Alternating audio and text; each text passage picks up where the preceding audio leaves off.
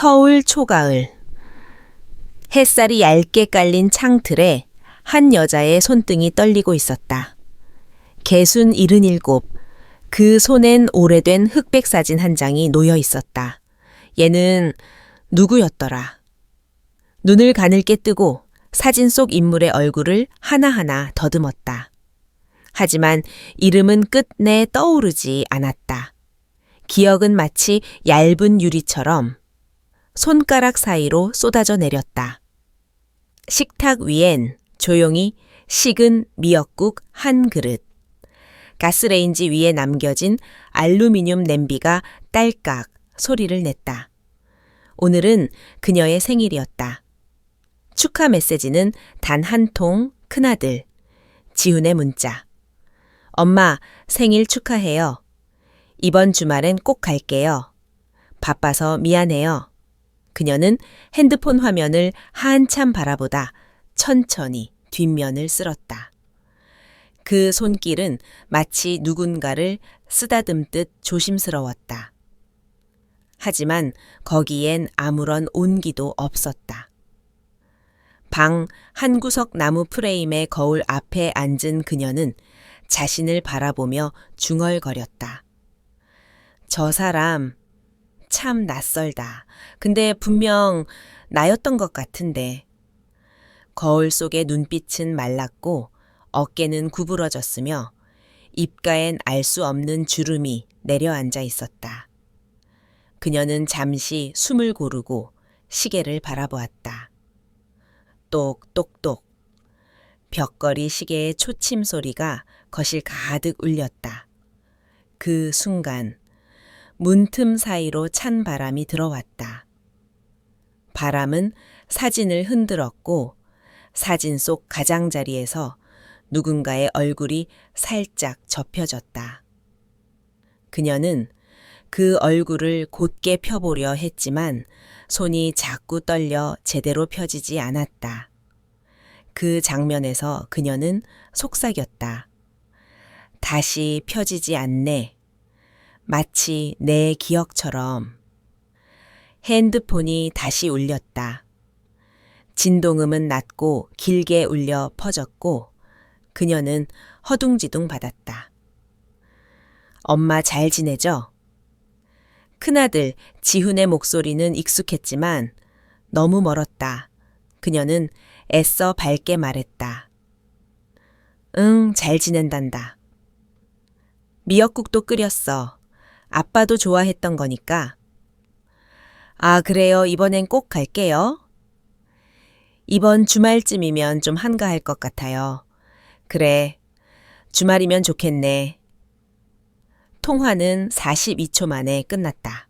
띠덕 소리와 함께 돌아온 건 더 짙어진 정적이었다. 그녀는 핸드폰을 천천히 내려놓고 멀어진 대화 속에서 한 단어를 곱씹었다. 이번엔 꼭 그 말은 이미 여러 번 들었다. 그녀는 식탁 옆의 의자에 몸을 기대고 거실벽에 걸린 가족 사진을 바라보았다. 젊은 시절의 자신, 남편, 두 아들. 그 사진 속엔 소리가 없었다. 그래서 더 크게 들렸다. 침묵이라는 소리. 방 안의 공기가 점점 무거워졌다. 창밖에선 아이들 웃음소리가 들려왔고 그녀는 그 소리에도 조심스레 귀를 기울였다. 그러나 그 웃음은 그녀를 위한 것이 아니었다. 그녀는 다시 시계를 올려다보며 중얼거렸다. 오늘 하루 이만큼이면 된 거겠지. 그리고는 천천히 등을 돌렸다. 그 순간 창밖 나무에서 낙엽 하나가 툭 떨어졌다. 그녀의 생일은 그렇게 끝났다. 하지만 그녀는 아직 몰랐다. 진짜 겨울은 이제부터라는 것을. 그녀는 조용히 식은 미역국을 데워보려 가스레인지 앞에 섰다. 성냥에 불을 붙이는 손끝이 부들부들 떨렸지만 익숙한 듯 냄비를 올리고 조심스레 젓가락으로 국을 저었다. 그 냄새가 퍼지는 순간 기억 속의 어느 장면이 문득 떠올랐다. 여보, 또 미역국이야. 젊은 시절의 남편이 투정처럼 웃으며 말했다. 하지만 그는 매번 다 먹었다. 그녀는 그 웃음을, 그 목소리를 기억했다. 아니, 기억하려 애썼다. 당신은 매년 같은 걸 먹어도 싫다 안 했잖아. 나는 그런 당신이 참 고마웠어. 그녀는 불이 붙은 냄비 앞에서 그렇게 중얼거렸다. 창밖에서 스르륵 지나간 바람이 주방 커튼을 살짝 흔들었다. 그녀는 한 발 물러서서 조용히 입을 다물었다. 그 사람의 생일도 이제는 아무도 기억하지 못한다. 그녀는 국을 그릇에 덜고 작은 접시에 김치 한 조각을 올렸다. 그리고 식탁에 앉아 빈 의자 하나를 바라보며 숟가락을 들었다. 첫 술을 뜨기 전 그녀는 잠시 눈을 감았다. 그리고 마음속으로 말했다. 여보, 잘 있죠, 오늘도? 나 혼자예요. 숟가락이 국물에 닿는 소리가 유난히 크게 들렸다. 그 소리 사이사이로 젊은 시절의 대화들이 조각조각 떠오르다. 이내 사라졌다. 기억은 따뜻한 음식처럼 시간이 지나면 식어버리는 걸까? 젊은 날의 개수는 하얀 간호사 복을 입고 있었다. 왼쪽 어깨엔 작은 아이 오른손엔 주사기 바구니. 밤새 응급실을 뛰어다니다가 하에 뜨기. 전엔 꼭 집으로 돌아갔다. 엄마 왔다 2살. 터울의 큰아이와 둘째가 현관문을 열자마자 달려들었다. 그녀는 손을 씻고 바로 부엌으로 향했다. 찬물로 씻은 다시마와 들기름, 쌀뜨물로 오래 끓여낸 미역국, 아이들이 좋아하는 계란찜도 곁들였다. 그 모든 기억은 손끝에 내세에 소리에 아주 선명하게 남아 있었다. 지금은 사라진 것들인데도 그땐 가난했지만 배불리 웃었지. 그녀는 그렇게 말하며 웃었다. 그러나 그 웃음은 오래 머물지 않았다. 큰아들은 초등학교 졸업식 날 엄마 나중에 커서 돈 많이 벌면 엄마 일 안 하게 해줄게. 그때 그 아이의 눈동자는 맑고 반짝였고 그녀는 그 약속을 마음 깊이 새겼다. 둘째는 감기에 자주 걸려 병원에 달려가던 기억. 그 아이가 밤마다 엄마 나 아프면 죽어 하고 묻던 그 목소리. 그녀는 그때마다 엄마가 옆에 있잖아. 아무 일도 안 생겨 라고 답했다. 그러나 지금은 아무도 곁에 없었다. 그녀는 다시 눈을 떴다. 거실 벽에 걸린 사진 액자가 흐릿하게 보였다. 기억 속의 아이들은 아직 어리지만 이제는 모두 어른이 되었다. 그녀는 사진 속 아이들을 바라보며 물었다. 나 잘 키운 거 맞니? 엄마로서 괜찮았니? 바람이 스치듯 지나가고 사진 속 아이들이 웃고 있는 모습이 그녀에겐 너무 멀게만 느껴졌다. 사랑했던 시간들은 또렷한데 사랑받고 있는 지금은 흐리기만 하다. 방 안에 가만히 앉아있던 그녀는 서랍장 깊은 곳에서 오래된 손편지 뭉치를 꺼냈다. 노랗게 바랜 종이엔 아직도 남편의 필체가 선명했다. 당신은 너무 강한 사람이야. 하지만 나 없이도 그렇게 강하진 마. 때때로 약해도 괜찮아? 그녀는 그 문장을 천천히 소리내지 않고 읽었다. 그 글씨 하나하나가 마치 현재 자신을 향한 말처럼 들렸다. 눈가에 물기가 맺혀었다. 문득 방 한 구석에서 시계 소리가 들려왔다. 딸깍, 딸깍, 딸깍. 시간은 계속 흘렀다. 그녀는 그 편지 뭉치를 다시 조심스레 접어 작은 철제 상자 안에 넣었다. 그리고는 상자를 품에 안고 거실 창가로 다가갔다. 밖엔 가로수들이 붉게 물들고 있었다. 한 아이가 엄마 손을 잡고 걷고 있었다. 그녀는 유리창을 따라 손을 올렸다. 마치 유리 너머의 시간에 닿으려는 듯이. 하지만 손끝은 차가운 유리에 닿았고 그 순간 깨달았다.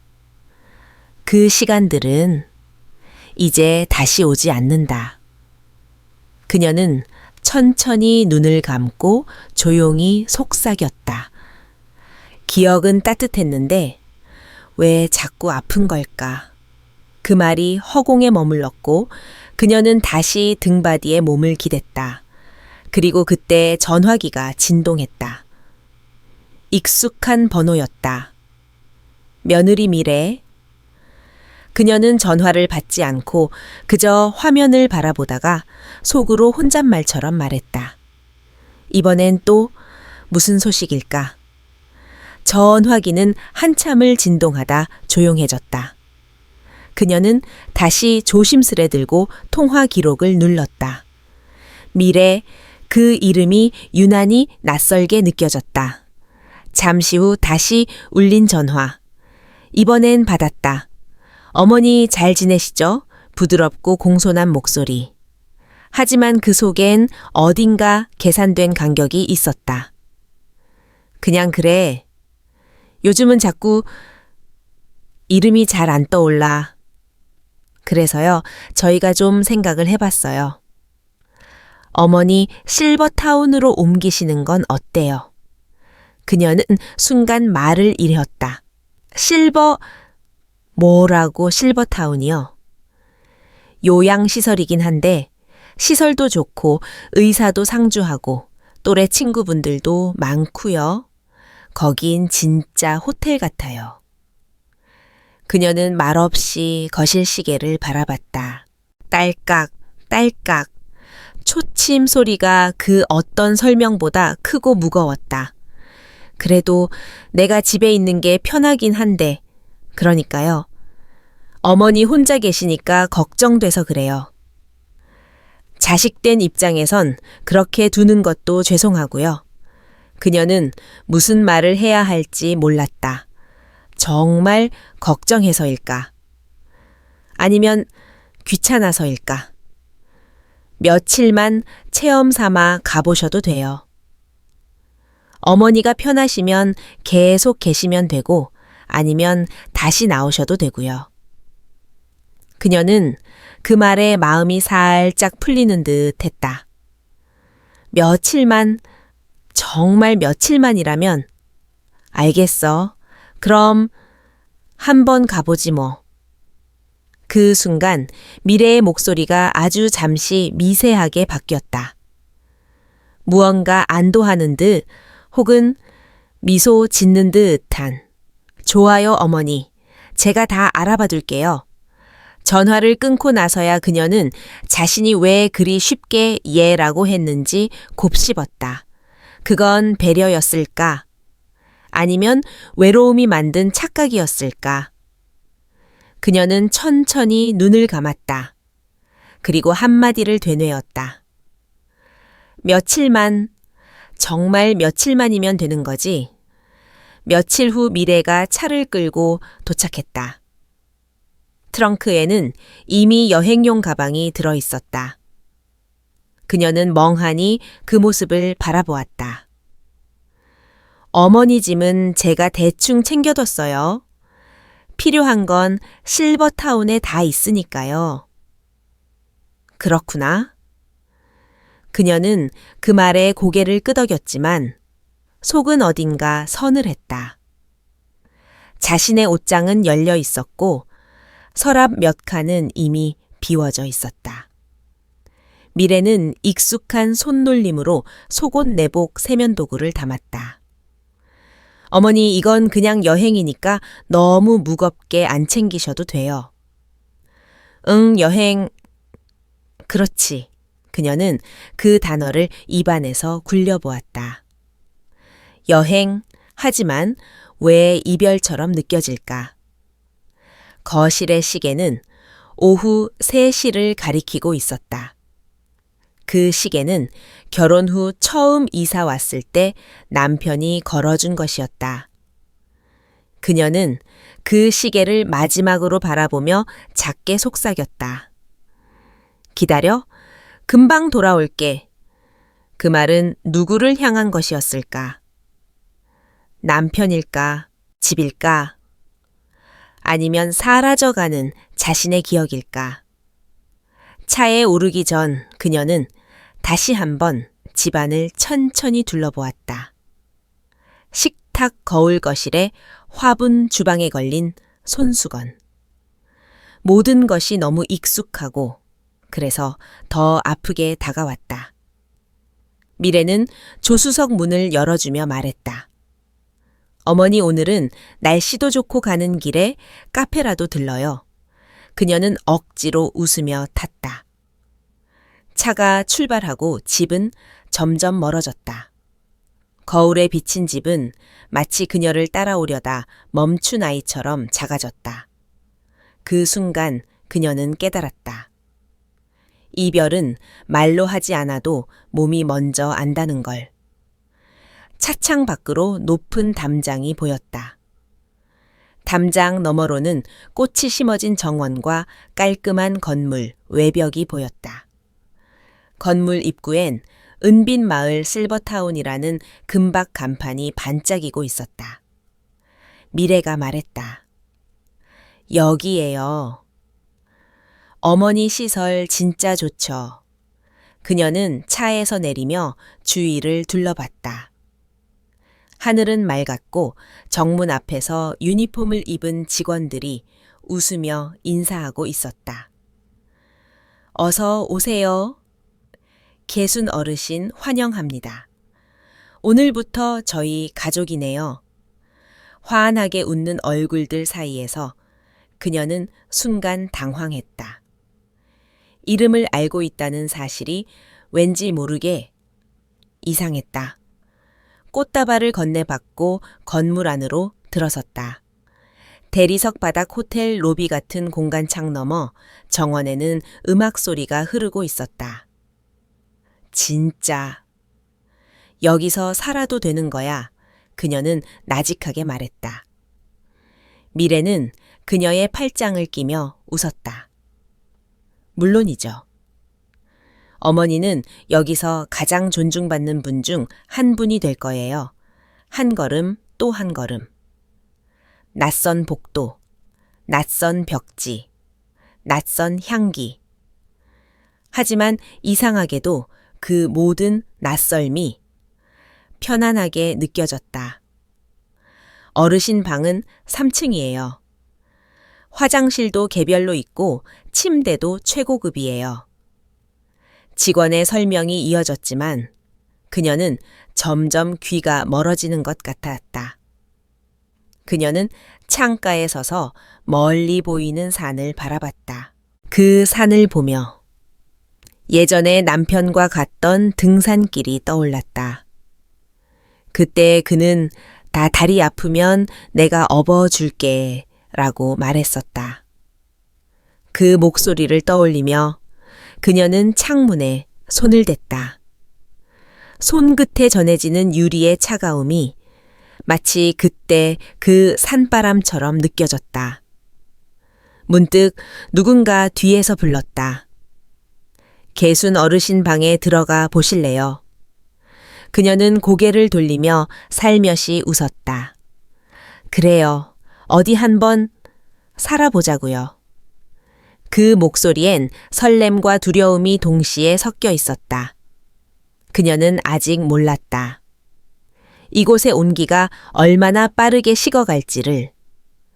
3층 끝 복도 벽에 은색 명패가 붙은 문 앞에 섰다. 3고 2호 개순, 순옥. 그녀는 고개를 갸웃했다. 같이 쓰는 방이에요. 직원은 밝게 대답했다. 네, 순옥 어르신은 조용하셔서 불편하진 않으실 거예요. 문이 열렸다. 햇살이 들지 않는 방 안. 왼쪽 침대엔 사람이 누워 있었다. 하얀 머리 얇은 다묘, 움직임 없는 어깨, 순옥 어르신 새 친구 오셨어요. 직원이 부드럽게 말을 걸었지만 침대 위의 사람은 눈을 뜨지 않았다. 개순은 조심스레 다가갔다. 안녕하세요. 저는 개순이에요. 대답은 없었다. 순옥 어르신은 약 드시고 좀 주무시는 중이에요. 직원의 설명에 그녀는 살짝 고개를 끄덕였다. 하지만 무언가 마음 한켠이 서늘했다. 자신의 침대에 앉아보았다. 이불이 곱게 정리되어 있었고 베개 옆엔 작은 쪽지가 놓여 있었다. 환영합니다. 여기선 혼자가 아니에요. 그녀는 쪽지를 읽으며 왠지 모르게 가슴이 뻐근해졌다. 혼자가 아니라니. 그 말이 왜 이렇게 낯설고 슬플까? 창밖을 바라보니 정원에서 누군가 풍선을 들고 있었다. 돌봄 선생님들이 무언가 행사를 준비하는 듯 했다. 노래 소리도 들려왔다. 어디선가 개순 어르신 하고 부르는 소리. 그녀는 잠시 머뭇거리다 일어났다. 가방을 열어 손수건과 가디건을 챙겼다. 밖으로 나가려던 순간 순옥의 침대 쪽에서 기침 소리가 들렸다. 그녀는 다시 뒤를 돌아봤다. 하지만 순옥은 여전히 눈을 감은 채였다. 그 모습이 왠지 자는 것보다는 깊이 잠긴 것처럼 보였다. 정원 한가운데 무대가 마련되어 있었다. 풍선 꽃장식 확성기에서 흘러나오는 트로트 음악. 돌봄 선생님들이 박수를 치며 어르신들을 무대로 안내했다. 오늘은 새로 오신 분들을 환영하는 날이에요. 사회자가 마이크를 들고 외쳤다. 개순 어르신 앞으로 나와주세요. 갑작스런 호명에 그녀는 당황했다. 하지만 직원이 등을 살짝 밀었다. 그녀는 조심스레 앞으로 나갔다. 모두가 박수를 쳤다. 환영해요, 개순 어르신. 앞으로 자주 뵙겠습니다. 꽃다발이 손에 안겼고 사진사가 찰칵찰칵 셔터를 눌렀다. 어디선가 반짝이 폭죽이 터졌다. 그녀는 순간 울컥했다. 이렇게 누군가에게 환영받는 느낌은 정말 오랜만이었다. 사진을 찍은 뒤 작은 액자에 담긴 자신의 얼굴을 받아들었다. 배경엔 풍선과 꽃, 자신도 모르게 활짝 웃고 있었다. 하지만 그 웃음 뒤엔 어딘가 깊은 쓸쓸함이 숨어 있었다. 자리에 돌아와 앉자 옆자리에 앉은 할아버지가 말을 걸었다. 새로 오셨죠?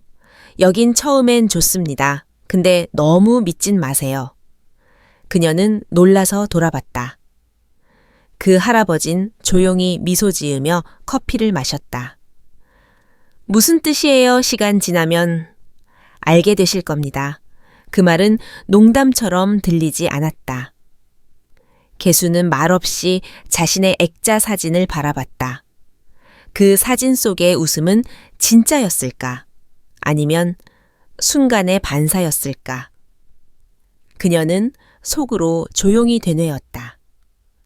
여기 정말 괜찮은 곳일까? 그날 저녁 그녀는 방으로 돌아왔다. 순옥은 여전히 눈을 감고 있었다. 불이 켜진 방 안시계 소리는 여전히 일정했다. 딸깍 딸깍 딸깍. 개수는 침대 위에 앉아 낮에 받은 액자 사진을 꺼내보았다. 그녀의 얼굴이 활짝 웃고 있었다. 하지만 방 안엔 웃음이 없었다. 식사 후 제공된 약봉지를 집어들었다. 수면 보조제라는 글자가 작게 적혀 있었다. 그녀는 조금 망설이다가 물을 따라 하나를 삼켰다. 입안에 씁쓸함이 퍼졌다. 약 때문일까? 아니면 무언가 설명되지 않는 불편함 때문일까? 그녀는 창가에 서서 커튼을 살짝 열었다. 밖엔 정원이 조용히 어둠에 잠기고 있었다. 가로등 아래 의자에 누군가 앉아 있었다. 낮에 본 그 할아버지였다. 그는 여전히 커피를 들고 있었다. 순간 전화기가 울렸다. 아들 지훈이었다. 엄마 사진 잘 받았어요. 와, 표정이 진짜 좋으시더라고요. 그녀는 웃음을 지으려 했지만 입술이 쉽게 움직이지 않았다. 그래, 괜찮더라 여긴. 밥도 잘 나오고 사람들도 좋아. 그쵸? 다행이네요. 저희도 한결 마음이 편해요. 그래, 너희 편하면 나도 좋아. 전화를 끊고 나서 그녀는 그대로 침대에 누웠다. 수노개 쪽에서 조용한 숨소리가 들렸다. 아니, 어쩌면 그것도 착각일지 몰랐다.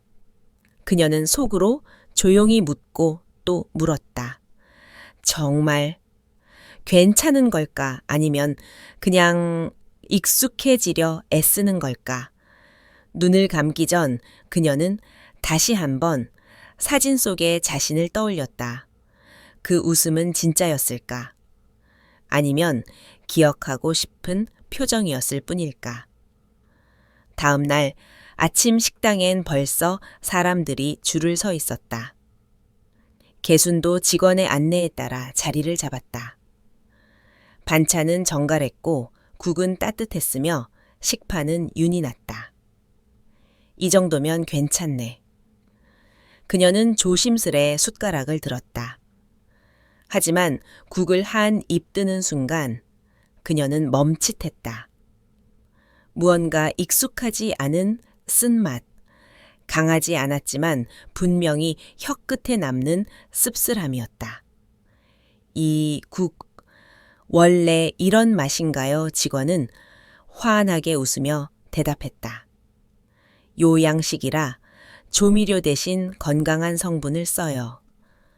처음엔 낯설어도 드시다 보면 익숙해지실 거예요. 그녀는 더 묻지 않았다. 하지만 입은 쉽게 열리지 않았다. 옆자리의 어르신도 국을 몇 숟갈 뜨더니 금세 숟가락을 내려놓았다. 눈이 흐리멍덩했고 고개는 자꾸 앞으로 기울었다. 괜찮으세요? 개순이 조심스럽게 물었지만 그 어르신은 대답하지 않았다. 직원 한 명이 다가와 등을 가볍게 두드렸다. 어르신 약 기운 때문에 좀 졸리시죠? 조금만 더 드셔요. 그리고 조용히 귓속말을 건넸다. 이번 주부터 약 용량이 조금 조정되셨어요. 개수는 그 말을 듣고도 아무 말도 할 수 없었다. 식사를 마치고 방으로 돌아오던 복도. 그녀는 스쳐 지나가는 간호사의 손에 들린 약봉지를 보았다. 거기엔 자신의 이름이 적혀 있었다.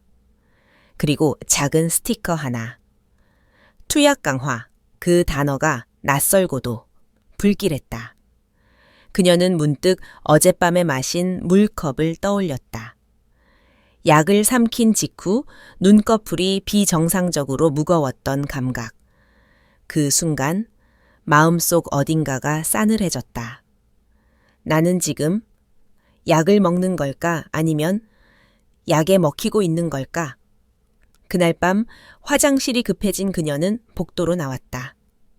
조용한 밤 사람들의 코 고는 소리만 희미하게 문틈 사이로 새어 나왔다. 화장실은 복도 끝에 있었다. 다녀오는 길 이상하게도 문 하나가 살짝 열려 있었다. 그 안에선 두 사람의 그림자가 서 있었다. 간호사복을 입은 사람들과 수첩을 들고 있는 남자. 이번 주에 또 한 명 깼어요. 그래, 지금 상태는 기억이 선명하대요. 꿈이랑 현실 구분도 잘하고, 그럼 조정 들어가. 다음 배식 때 강도 높여. 순간 그녀의 심장이 멈춘 듯 했다. 또 한 명 깼다. 다음 배식 때 조정. 그녀는 반사적으로 뒤로 숨었다. 손에 들고 있던 물컵이 바닥에 살짝 부딪히며 소리를 냈다. 문 안의 그림자가 고개를 돌렸다. 누구야? 조용한 복도를 울리는 짧고 날선 질문. 개수는 발소리를 죽이며 복도로 달렸다. 복도 끝 엘리베이터 옆 벤치 뒤에 몸을 숨겼다. 가슴이 요동쳤다. 숨을 쉴 때마다 약간의 쇠맛이 느껴졌다. 한참 후 복도에선 아무 일도 없었던 듯 조용해졌다. 하지만 그녀의 귓겐 방금 그 대화가 반복 재생되고 있었다. 기억이 선명하대요. 그녀는 자신이 기억을 되찾고 있다는 사실이 누군가에겐 문제일 수 있다는 걸 처음으로 깨달았다. 그 순간 발밑에서 작은 진동이 울렸다. 휴대폰. 버스 안에 둔 줄 알았던 낡은 폴더폰이 침대 매트리스 밑에서 삐삐 울리고 있었다. 화면에는 익숙한 이름이 떠 있었다. 지유 그녀는 바로 전화를 받으려다 주위를 먼저 둘러보았다. 그리고 생각했다. 왜 이 전화는 내 손에 들어오지 못했을까? 그녀는 손에 폴더폰을 꼭 쥔 채 방 안으로 돌아왔다. 심장이 두근거렸다. 그 이름, 지우 둘째 아들이자 연락이 끊긴 지 오래된 이름. 그녀는 곧바로 전화를 걸었다. 연결 중입니다. 짧은 신호음이 이어졌다. 하지만 곧 음성 안내가 흘러나왔다. 현재 고객의 전화기는 꺼져 있거나. 그녀는 황급히 다시 눌렀다. 한 번 더, 한 번 더. 하지만 결과는 같았다. 그녀는 입술을 깨물며 화면을 바라보았다. 그 순간 방문이 열렸다. 어머니 아직 안 주무셨어요, 미래였다. 손엔 따뜻한 차 한 잔과 작은 쿠키 접시를 들고 있었다. 이제 잘 시간이에요. 늦게까지 전화하시면 머리 아프실 수도 있어요. 개수는 순간 얼어붙었다. 너 어떻게 알았니? 내가 전화한 거 미래는 웃으며 다가왔다. 어머니 걱정돼서요. 전화기도 낡았고 방사선도 걱정되고요. 그녀는 말없이 폰을 숨기듯 쥐었다. 하지만 미래는 자연스럽게 다가와 그녀의 손에서 폰을 가져갔다. 이건 제가 보관할게요. 필요하실 땐 말씀 주세요. 잘 충전도 안 되는 것 같더라고요. 그리고는 차를 내려놓고 조용히 문을 닫았다. 문이 닫히는 그 소리 그녀는 잊지 못할 것이다. 그건 배려의 말투를 한 강제의 순간이었다. 그녀는 침대에 앉아 차찻잔해서 나는 허브 향을 맡았다. 하지만 향기조차 어디선가 이상하게 느껴졌다. 이젠 전화도, 약도, 밥도, 침묵도 모든 게 누군가의 손 안에 있었다. 그녀는 조용히 속삭였다. 이제 나에게 허락된 것은 뭘까 이튿날. 아침 그녀는 평소보다 늦게 눈을 떴다. 몸이 무거웠고 입안은 마르고 머릿속은 뿌연 안개로 가득했다. 어제 무슨 일이 있었지 기억이 흐릿했다. 단지 미래가 들어와 뭔가를 말했고 전화기가 사라졌고 그 이후는 검은 화면처럼 텅 비어 있었다. 그녀는 천천히 몸을 일으켰다. 순옥은 여전히 잠들어 있었다. 아니, 거의 매일 그랬다. 숨을 쉬는지조차 헷갈릴 만큼 조용했다. 식당에 가는 길. 마주친 어르신 몇 분이 그녀를 보고 피하듯 고개를 돌렸다. 왜? 그녀는 뭔가 이상함을 느꼈다. 어제까지만 해도 가볍게 인사하던 그들이었다. 식탁에 앉자마자 음식이 내려졌다. 하지만 반찬 위에 있던 숟가락이 어딘가 낯설게 느껴졌다. 마치 그녀를 위해 준비된 게 아닌 것처럼. 입을 떼기도 전에 간호사가 다가와 말했다. 개순 어르신 오늘은 드시기 전에 이거 먼저 드셔야 해요. 작은 알약 2알, 그리고 낯선 음료. 그녀는 입을 다물었다. 이건 뭐예요? 비타민이에요. 어르신 상태가 안 좋아지셔서 보조제를 추가했어요. 누가 허락했죠, 아직? 나 그렇게까지 약한 사람 아니에요. 그녀가 조용히 말하자. 간호사는 미소 지으며 말했다. 어르신 요즘 기억도 자주 놓치시잖아요. 우리끼리 상의했어요. 그게 어르신을 위한 길이니까요. 그 말은 너무나도 완벽하게 정리되어 있었다. 그녀의 항의는 이미 누군가의 판단 아래 무효가 되어 있었다. 그녀는 그 자리에서 일어나고 싶었지만 몸이 말을 듣지 않았다. 뒤에서 미래의 목소리가 들렸다. 어머니, 이런 데선 조용히 지내는 게 가장 안전한 거 아시죠? 그녀는 돌아보지 않았다. 그저 식판을 바라보며 숟가락을 든 손을 천천히 내려놓았다. 그 손끝이 떨리고 있었다. 왜 이렇게까지 해야 하나요? 나는 단지 가족이 보고 싶었을 뿐인데. 그날 오후 그녀는 침대에 누워 창밖을 오래도록 바라봤다. 잔잔한 햇살이 커튼 사이로 스며들었고 방 안엔 아무 소리도 없었다. 순옥은 여전히 누운 채 아무 반응도 없었다. 그녀는 이불 위에 손을 올려두고 천천히 중얼거렸다. 여긴 왜 이렇게 조용할까? 사람이 살고 있는 곳이 맞긴 한 걸까? 그리고 천천히 몸을 일으켜 거울 앞에 섰다. 거울 속의 얼굴, 누군지 확신할 수 없었다. 피부는 거칠어지고 눈은 힘을 잃었으며 입가는 힘없이 내려앉아 있었다. 그녀는 거울을 향해 물었다. 당신 누구세요? 나는 누구였더라. 처음으로 자신의 이름이 확신업 없이 입안에서 맴돌았다. 그녀는 서랍을 열어 손때 묻은 손수건을 꺼냈다. 그 속엔 작은 수첩이 있었다.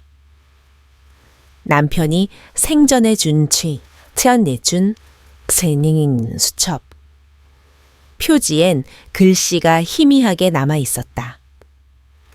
개순, 너는 누구보다 따뜻한 사람이다. 그녀는 그 문장을 손끝으로 더듬었다. 그리고는 그 자리에서 주저앉았다. 나는 정말 따뜻한 사람이었을까? 아니면 그냥 이용당하기 쉬운 사람이었을까? 눈물이 뺨을 타고 흘러내렸다. 소리도 없이 참지도 않고 순간 문이 열렸다. 직원이 무표정한 얼굴로 약 봉투를 들고 들어왔다. 어르신 오늘 건 꼭 드셔야 해요. 그녀는 고개를 들지 않고 말했다. 왜요? 어르신 상태가 안정적이지 않아서요. 그녀는 가만히 미소 지으며 말했다. 안정이라는 말, 그거 참 편리한 말이네요. 직원은 더 말하지 않고 약을 두고 나갔다. 방 안엔 다시 정적만 남았다. 그녀는 약을 손에 들고 그 작은 알약을 바라보았다. 이걸 먹으면 나는 조금 더 조용해지겠지. 그리고 그들은 조금 더 편해지겠지. 그녀는 알약을 손에 쥔 채 이불을 덮고 누웠다. 그리고 눈을 감기 전 한마디를 속으로 흘렸다. 사라지고 싶지는 않아. 그냥 기억되고 싶었을 뿐인데. 그날 밤 그녀는 잠들지 못했다. 약을 입에 넣고 삼키는 척만 하고 이불 속에 몰래 숨겨두었다. 방은 어둡고 순옥은 여전히 아무 말이 없었다. 그녀는 창밖을 바라보며 자신이 이 방 안에서 어떤 존재로 남고 있는지 다시 생각했다. 누군가 내 이름을 부르면 그건 진짜 나라는 증거 아닐까. 하지만 아무도 그녀의 이름을 불러주지 않았다. 아침이 되면 어르신 식당에선 3-2호 의무기록엔 환자, 그리고 미래는 그녀를 엄마라 부르지 않았다. 그저 어머니 차갑게 정리된 호칭일 뿐. 그녀는 가슴속 깊은 곳에서 무언가가 꺼져가는 소리를 들었다. 창가에 서서 거울을 바라보았다. 비친 얼굴엔 감정이 사라져 있었다. 피로와 침묵, 그리고 어쩌면 체념. 그 순간 복도 끝에서 소란이 일었다. 간호사들이 누군가를 부축하고 있었고 노인의 한 사람이 쓰러져 있었다. 그녀는 문을 열고 고개를 내밀었다. 괜찮으세요? 하지만 그 누구도 그녀의 말을 듣지 않았다. 한 간호사가 그녀를 보고 손을 내저었다. 어르신 들어가 계세요. 여기 계시면 위험합니다. 그녀는 더 말하지 않고 문을 닫았다. 하지만 손잡이를 쥔 손이 한참 동안 떨리고 있었다. 그녀는 그 자리에 서서 다시 한번 속삭였다. 나는 여기서 누구일까? 그리고 침대로 돌아가 앉았다. 손에 남은 알약은 이미 녹아 있었다. 그녀는 조용히 그걸 화분 속에 묻었다. 이건 반항도 복수도 아니었다. 단지 내 정신은 내가 지키고 싶다는 마지막 본능이었다. 그녀는 천천히 눈을 감았다. 그리고 마지막으로 되뇌었다. 나를 이름으로 불러줄 사람 단 한 명이라도 다시 나타나주면 좋겠다. 그녀는 약을 삼키는 척하는 법을 점점 익숙하게 배워갔다. 직원이 건네는 물장과 함께 알약을 입에 넣고 한 번 삼키는 신용을 했다. 그리고는 조용히 혀 밑으로 미끄러뜨렸다. 화장실에 들어가면 그 약은 언제나 변기에 빠졌다. 하루 이틀 3일 몸이 점점 가벼워졌다. 머릿속 안개도 서서히 걷히기 시작했다. 기억들이 다시 돌아오기 시작했다. 남편의 목소리, 아이들의 웃음, 자신이 좋아하던 노래, 그리고 지우의 얼굴. 그녀는 수첩에 몰래 글씨를 적기 시작했다.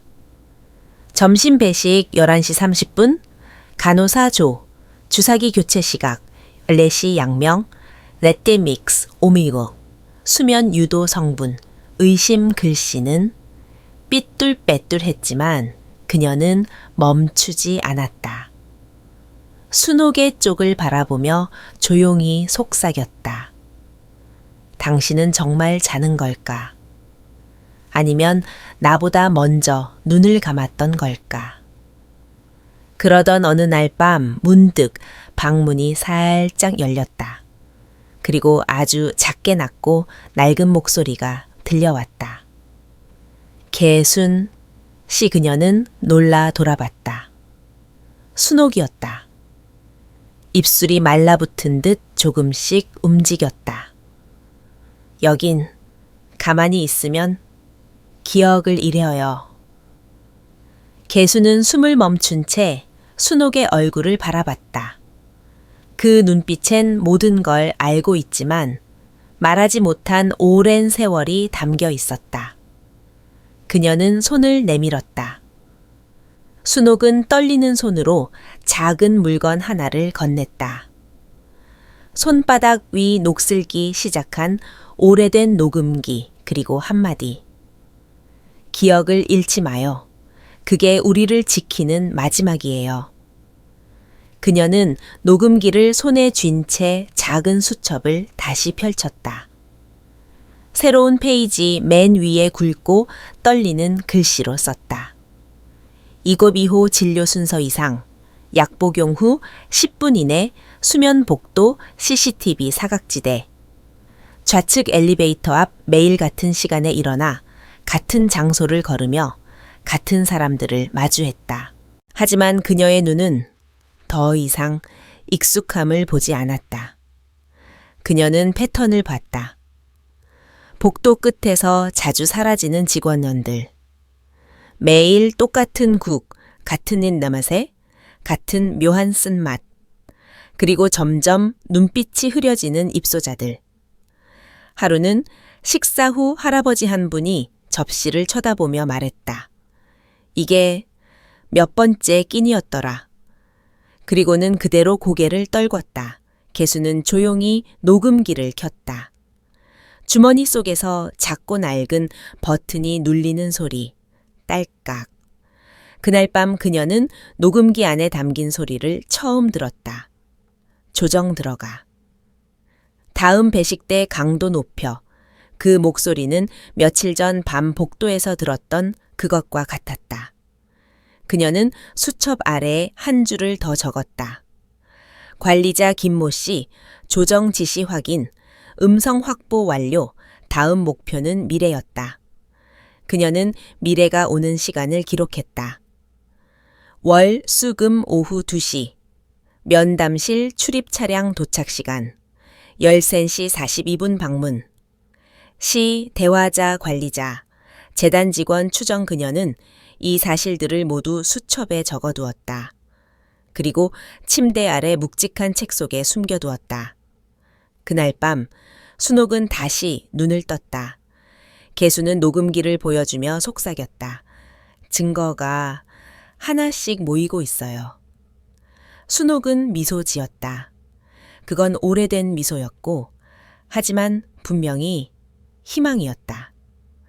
그녀는 벽시계를 바라보며 다짐했다. 이젠 기다리지 않아. 이젠 기억하고 남길 거야. 며칠 후 개수는 숨겨둔 녹음기를 몰래 꺼냈다. 복도 끝자리 직원들이 모인 곳으로 다가갔다. 조심스럽게 볼륨을 키우자. 이번 주부터 약 강도 높인다. 진짜 문제 환자 많아져서 곤란해. 주변에선 말소리가 점점 작아졌고 사람들의 시선이 개순을 향했다. 하지만 그녀는 멈추지 않았다. 녹음기를 바닥에 놓고 크게 틀었다. 누가 이 일을 은폐하려 했나요? 누가 우리를 속이고 있나요?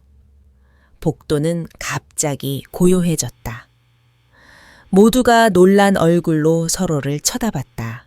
그때 관리자가 빠르게 달려와 녹음기를 꺼내려 했다.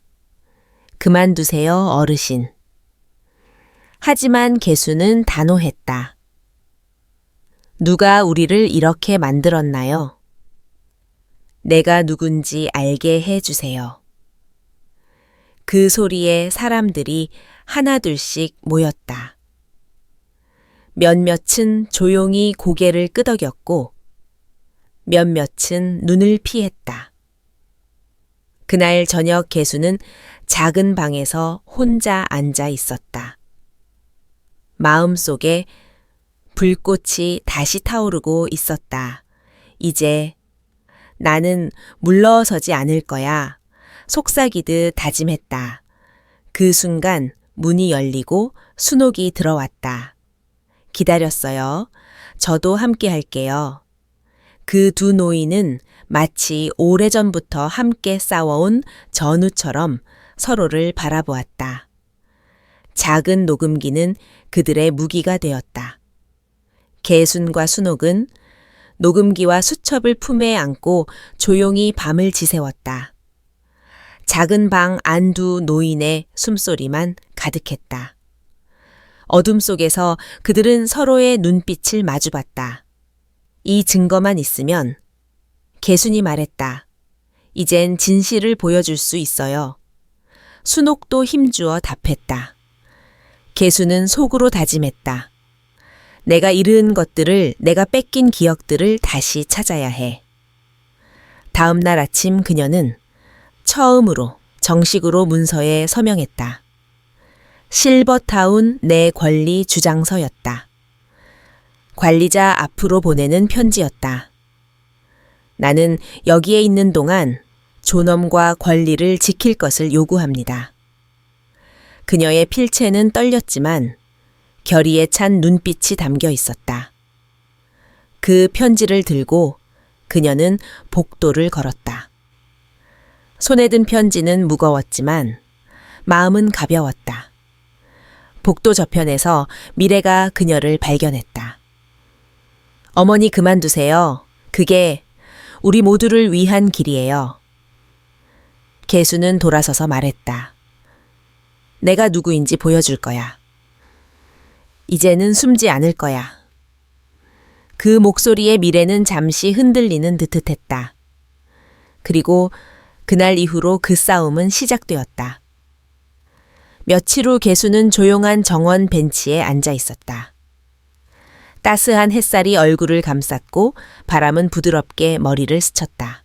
그녀 옆에는 순옥이 앉아 있었다. 두 사람은 말없이 손을 맞잡았다. 이곳에 와서 처음으로 편안함을 느꼈어요. 개순이 속삭였다. 그럴 줄 알았어요. 순옥이 미소 지었다. 함께 있으니까요. 그녀들은 천천히 주변을 둘러보았다. 웃고 이야기하는 어르신들, 따뜻한 인사를 건네는 직원들. 그 순간 개순의 마음속엔 오랜만에 진짜 집이라는 느낌이 퍼졌다. 미래는 멀리서 두 사람을 바라보며 속으로 생각했다. 아직 그녀가 이렇게 강할 줄 몰랐어. 그날 밤 개수는 작은 방에서 오래된 수첩을 꺼냈다. 그리고는 거기에 적기 시작했다. 오늘은 작은 기적이 있었다. 순옥과 함께 할 수 있어 감사하다. 기억을 지키는 일이 힘들어도 나는 포기하지 않을 것이다. 그녀는 고개를 들어 창밖 별을 바라봤다. 작은 빛이 있어. 그래서 나는 다시 걸을 수 있다. 날이 갈수록 개순과 순옥은 더 가까워졌다. 아침마다 함께 산책했고 점심에는 나란히 식탁에 앉았다. 순옥은 말수가 적었지만 눈빛은 따뜻했다. 그녀는 개순에게 자신의 이야기를 조금씩 털어놓았다. 나도 예전에 많이 이래왔어요. 기억도, 가족도, 그리고 나 자신도.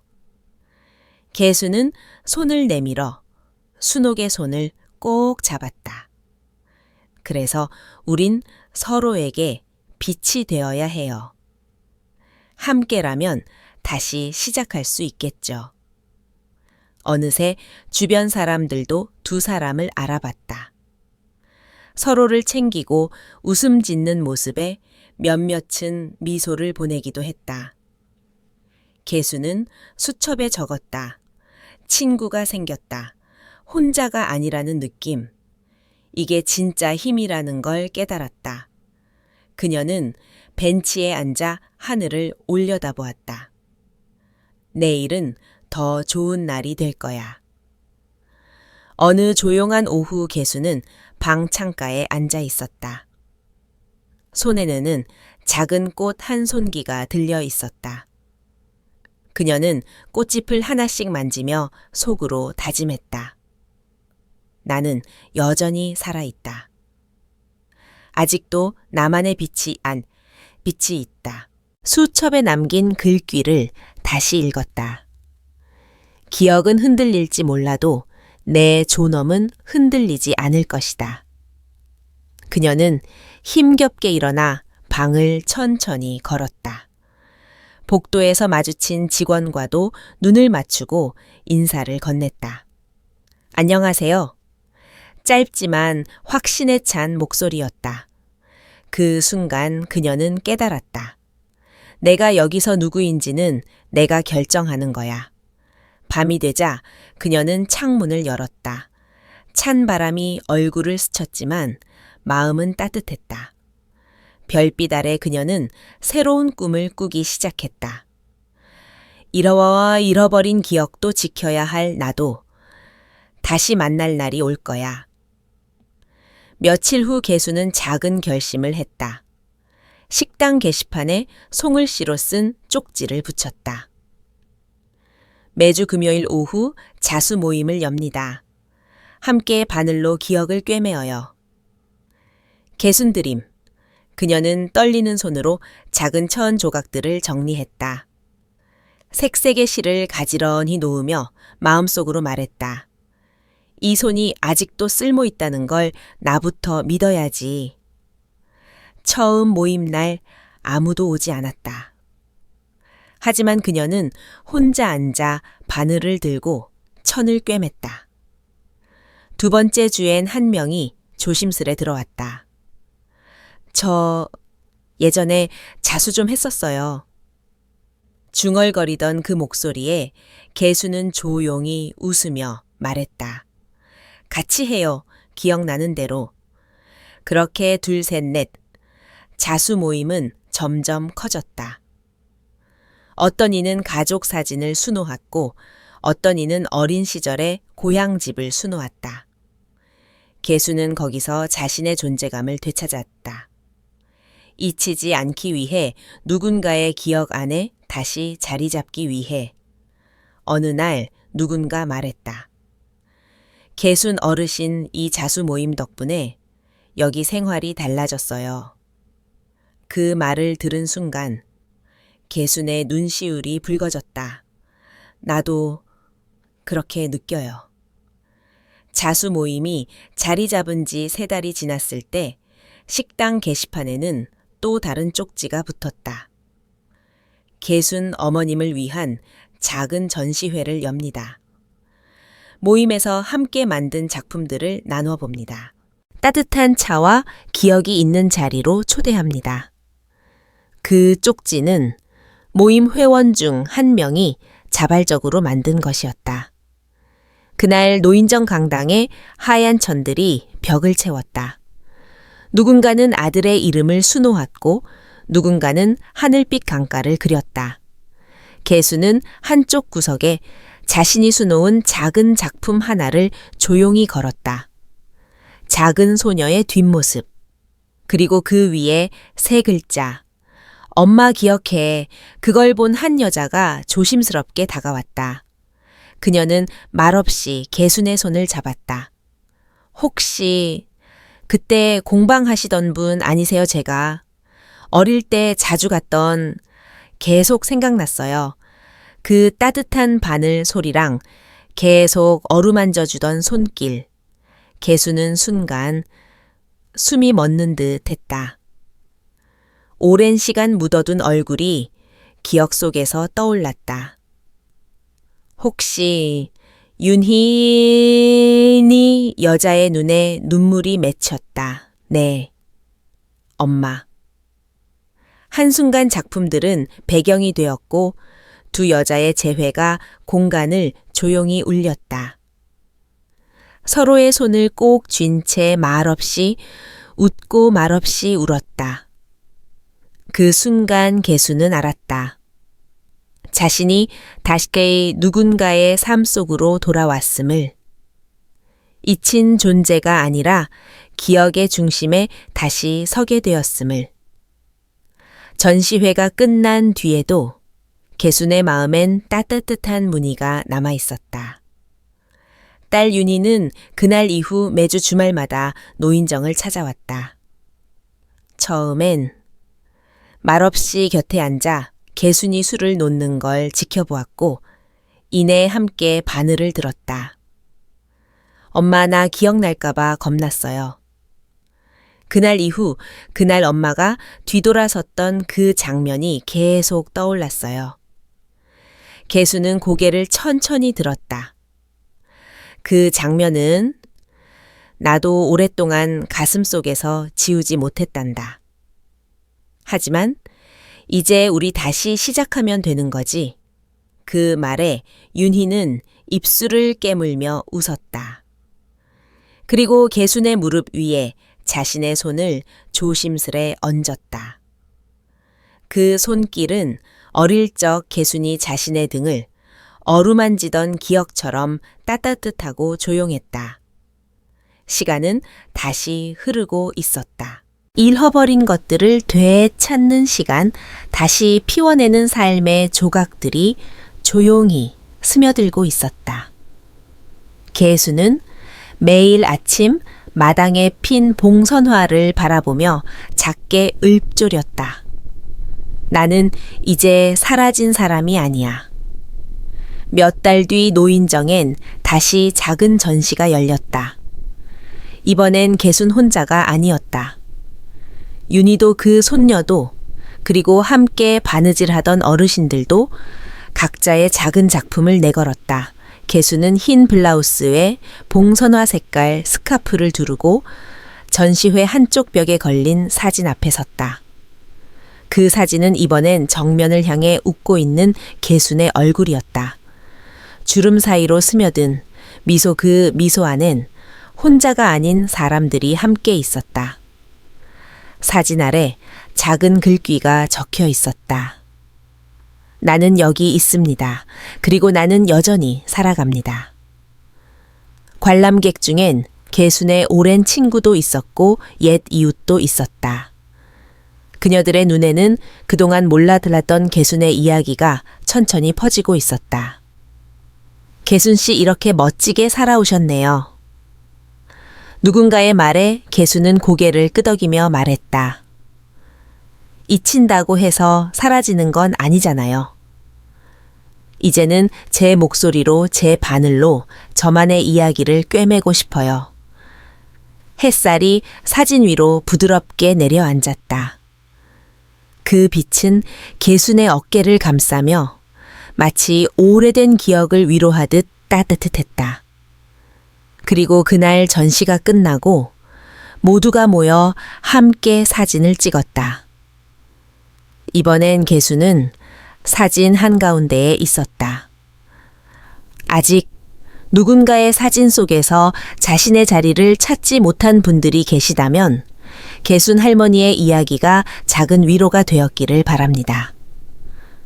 혹시 여러분 마음속에도 잊힌 기억 혹은 말하지 못한 이야기들이 있다면 댓글로 들려주세요. 그 조용한 목소리들이 서로를 꿰매주는 실이 될지도 모르니까요. 이야기가 마음에 드셨다면 좋아요와 구독, 그리고 함께 나누고 싶은 분께 이 영상을 전해주시면 그것만으로도 큰 힘이 됩니다. 늘 곁에 있어 주셔서 감사합니다.